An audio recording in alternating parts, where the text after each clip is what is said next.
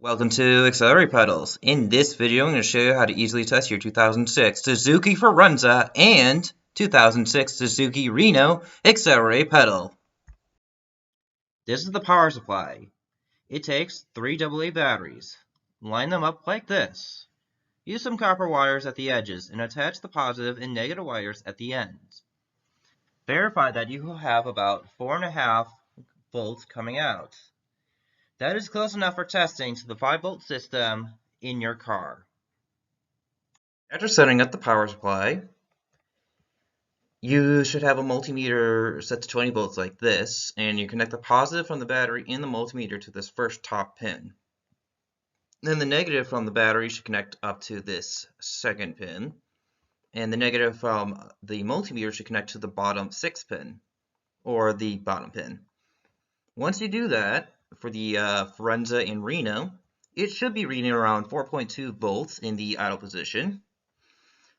And when you press it all the way down, it should be about 2.5 volts at the very end. You are checking for both spikes and glitches in these tests.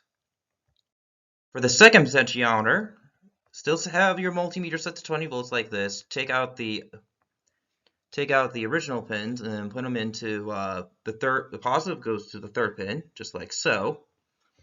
The negative from the battery is going to go to this middle 3rd from the bottom pin, and the negative from the multimeter should go to this 5th pin, or the 2nd from the bottom. This time it should be reading around 4 volts in the auto position, and at the very end it should be reading about 2.1 volts. You are, again, checking for spikes and glitches during the test. Here, our expert is showing you how to do it.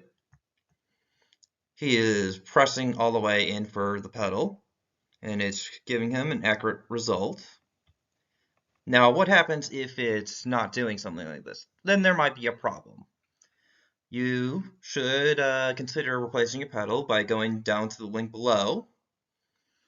If you found this video helpful, share it with your friends, and we'll see you next time. Thanks for watching. Bye.